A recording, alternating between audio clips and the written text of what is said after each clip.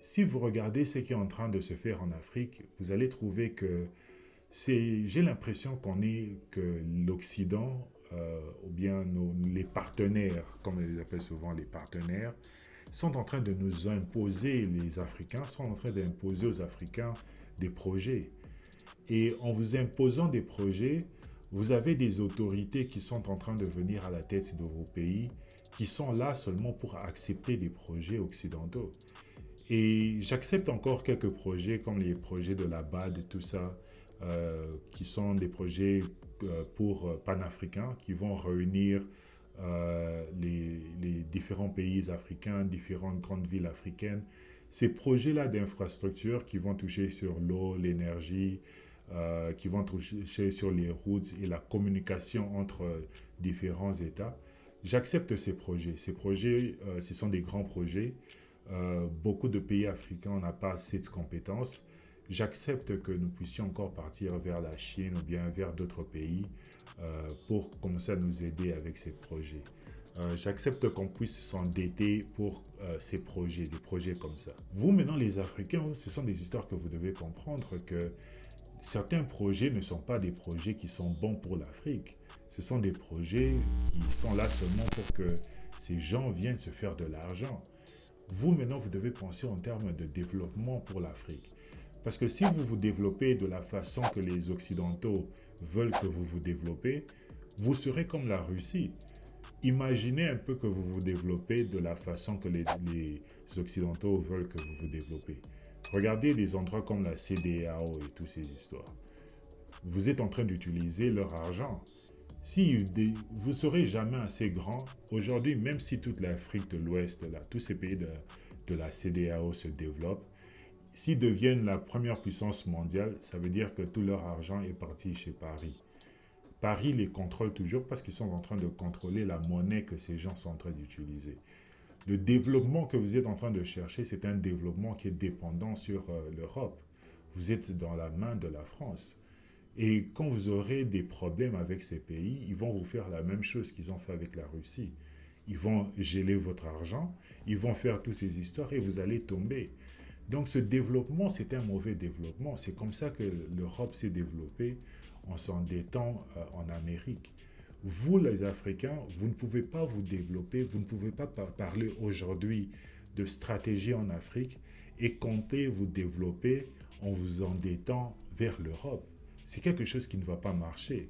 Vous devez accepter certains projets, des projets, comme je dis, des grands projets, mais des histoires vraiment simples que vous pouvez faire vous-même dans vos propres pays.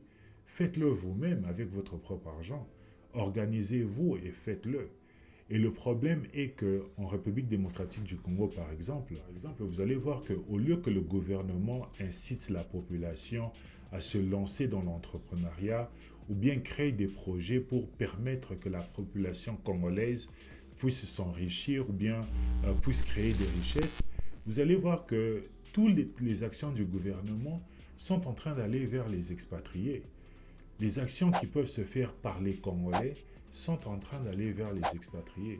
Ça veut dire que non seulement nos grands projets sont en train d'aller vers les étrangers, mais aussi les projets qui sont dans nos villes, les restaurants, les petites routes qu'on peut construire, les alimentations, tous les marchés d'offres, toutes les passations de marché sont en train d'aller vers les expatriés.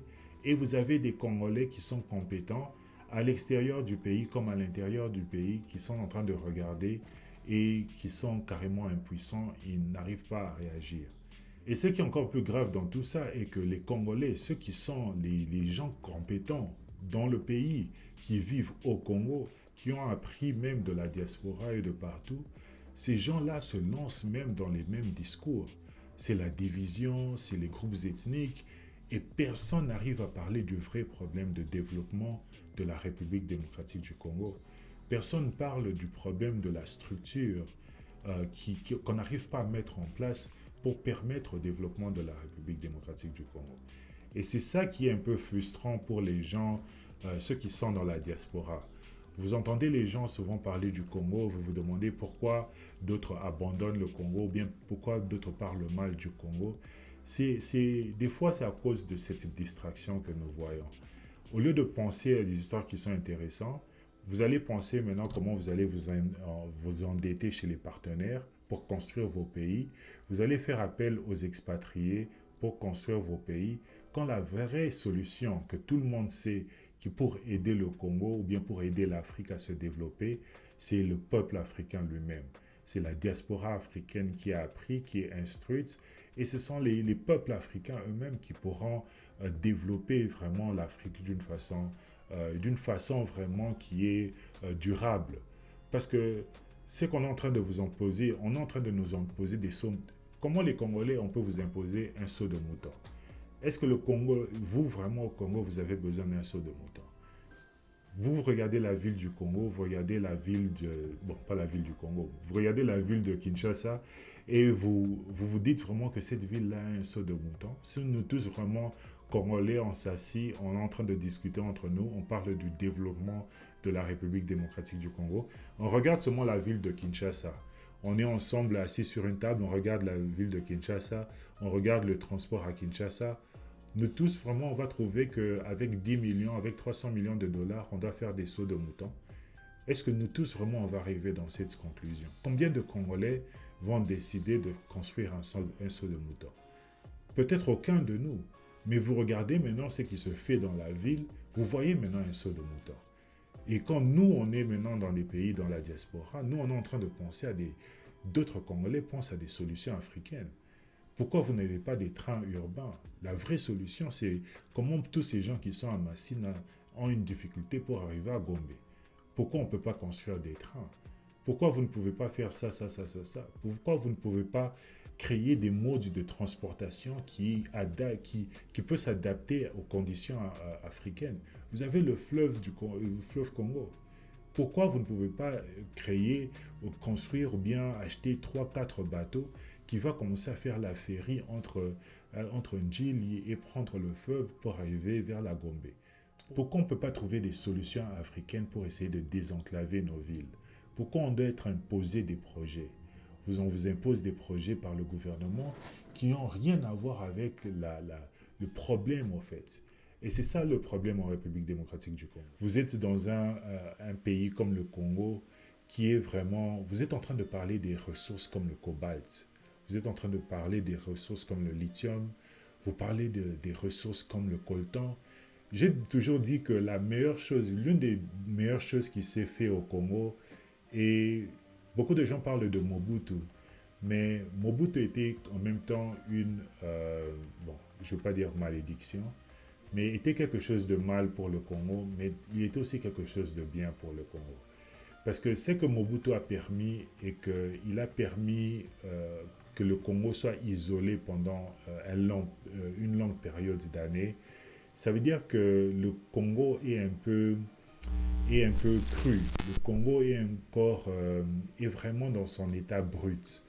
Et ça, c'est une opportunité que beaucoup de pays n'ont pas eue.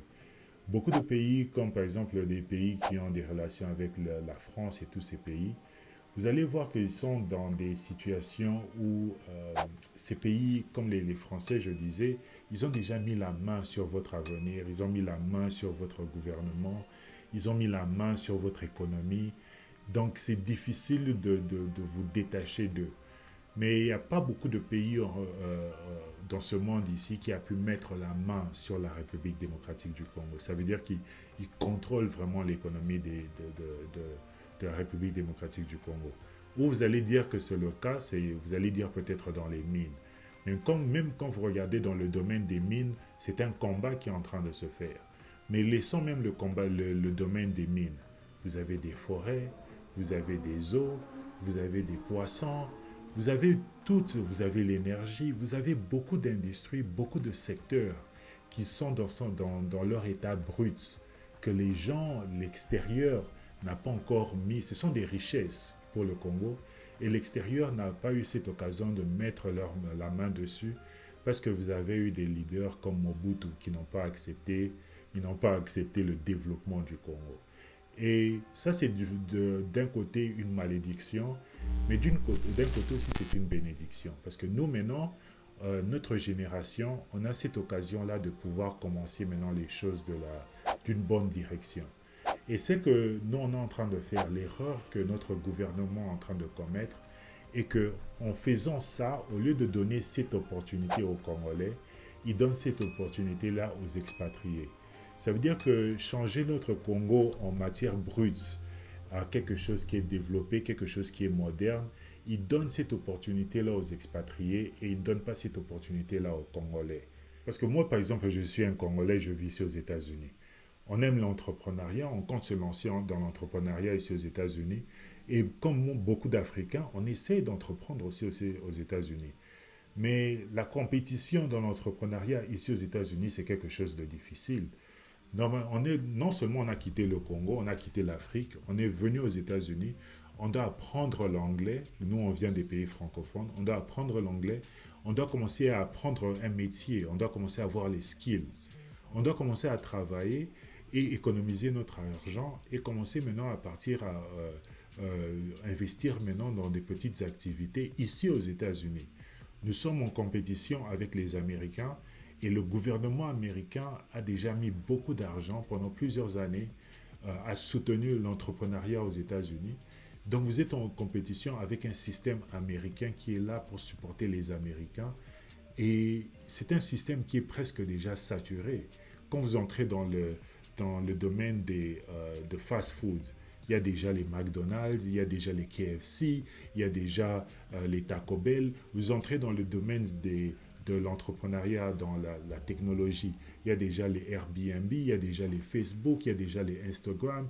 Vous entrez dans tous les domaines, agriculture, vous entrez dans les domaines de l'aviation. Tous ces domaines sont déjà pris par les Américains. Parce que le gouvernement américain a fait de sorte que les ont mis en place des policies, des lois qui va aider, inciter les Américains à créer des richesses et ça les donne un avantage pendant plusieurs années.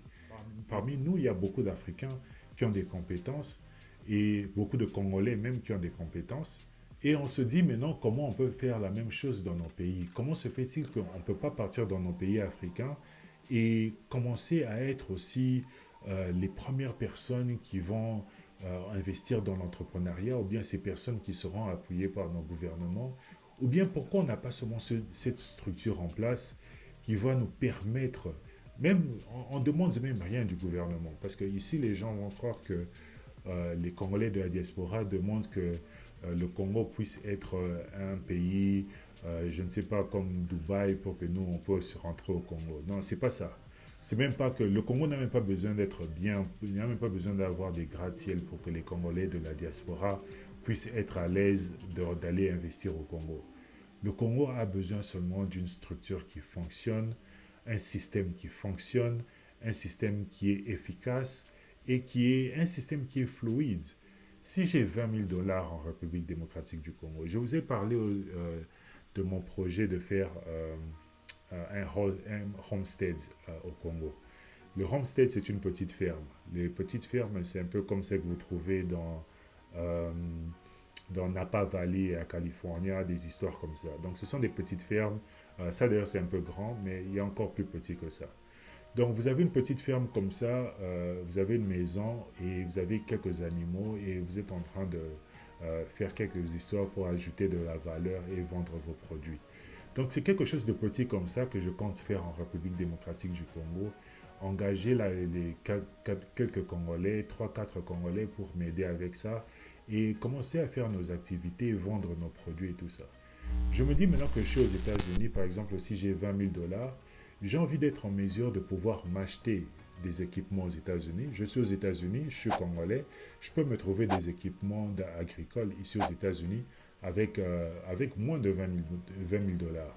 Donc j'ai un budget total de 20 000 dollars, je m'achète quelques histoires, je mets ça sur un bateau, j'envoie ça au Congo, j'arrive au Congo, je dédouane le matériel que j'ai acheté, je paye ma douane à un prix qui est normal, un prix qui est raisonnable. Je prends mon produit qui quitte Matadi, qui quitte je ne sais pas où, ça va jusqu'à Kinshasa, j'installe mon produit, j'achète mes... Donc j'ai envie que la procédure puisse être fluide. Mais en République démocratique du Congo, vous achetez un produit ici, vous achetez du matériel de 2000 $, vous arrivez à Kinshasa seulement pour que vous puissiez sortir de la douane. Vous avez dépensé, non, dans le 20 000 $ que vous avez en total, vous avez acheté 2000 $ le matériel pour quitter seulement Matadi jusqu'à Kinshasa, passer par la douane et tout ça. Vous avez laissé même 4000 $ à l'intérieur. Ça veut dire qu'au moins 6000 $ est parti seulement. Ici, je suis même, je suis vraiment dans le lot. Il y a des gens qui voient les histoires tripler avec la corruption. Ça arrive à Kinshasa, pour avoir quelques papiers administratifs, vous devez encore payer des gens. Pour trouver une terre, ce sont des terres à conflit. Vous allez acheter une terre comme ça, un général va venir vous arracher ça. Vous allez... Donc il y a beaucoup d'histoires qui ne rendent pas les gens à l'aise. Là, il n'y a pas d'électricité, il n'y a pas de... Toutes ces histoires, la structure.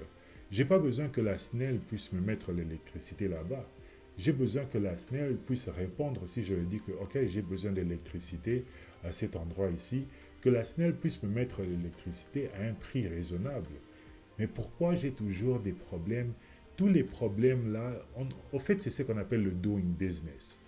Le problème en Afrique, la frustration avec les Congolais qui sont dans la diaspora, qui ont envie de se lancer dans l'entrepreneuriat en République démocratique du Congo, leurs problèmes, leur frustration et ma frustration à moi avec le système politique en RDC, c'est le doing business.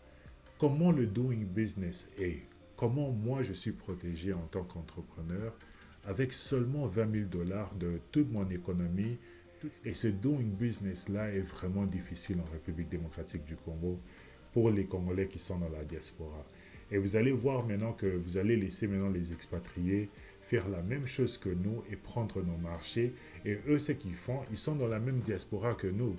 Mais eux, ils vont se réunir entre eux dans la diaspora, ils vont mettre leur argent ensemble, ils vont créer un bon fonds, ils partent là-bas en République démocratique du Congo, ils corrompent les politiciens, ils parlent à quelques de leurs amis, ils gagnent le marché et ils s'imposent là-bas. Et nous qui sommes restés dans la diaspora, non seulement parce que nous, les Congolais de la diaspora, nous sommes divisés, on ne parle pas ensemble, on ne crée pas des structures pour essayer d'investir au Congo, malgré que nous sommes venus aux États-Unis et qu'on a appris toutes ces histoires, nous sommes toujours divisés aux États-Unis, nous ne sommes pas réunis, mais vous avez des gouvernements qui sont au Congo, qui sont supposés connaître toutes ces choses et pouvoir réunir les Congolais, même ceux qui sont à l'extérieur des pays.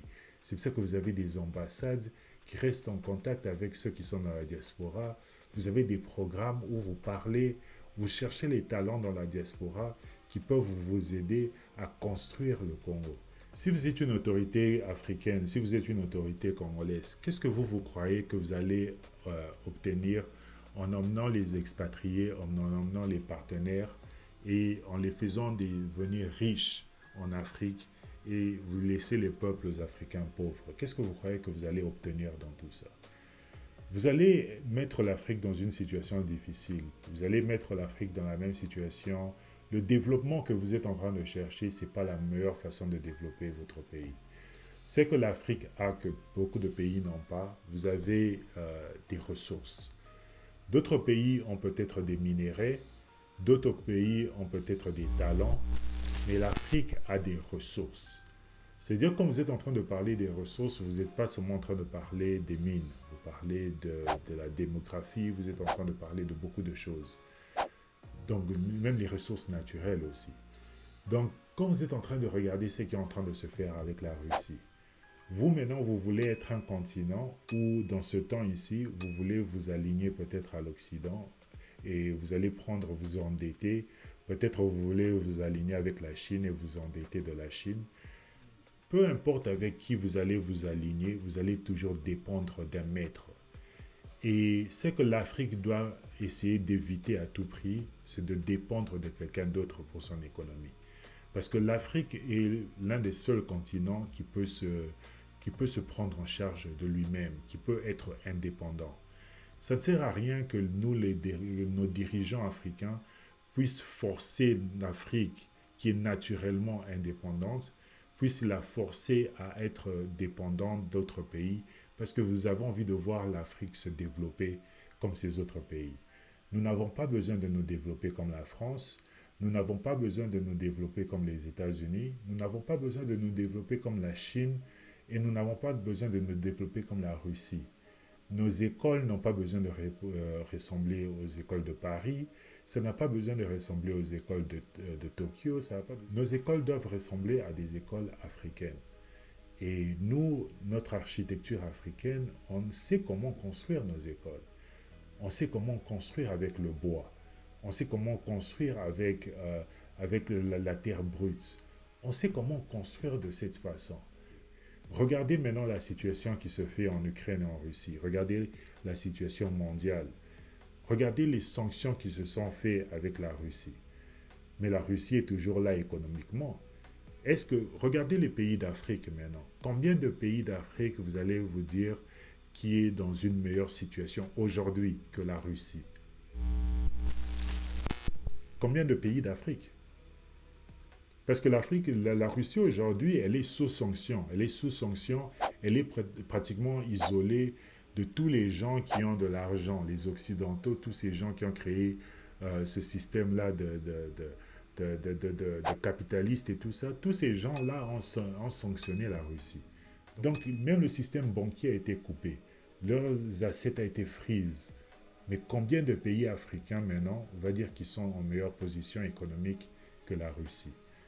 Et la raison pour laquelle aucun pays africain va dire que, bon, pas beaucoup de pays africains va dire qu'ils sont en meilleure position que la Russie. Maintenant, malgré les sanctions, c'est parce que la Russie a des minéraux. La Russie a le gaz.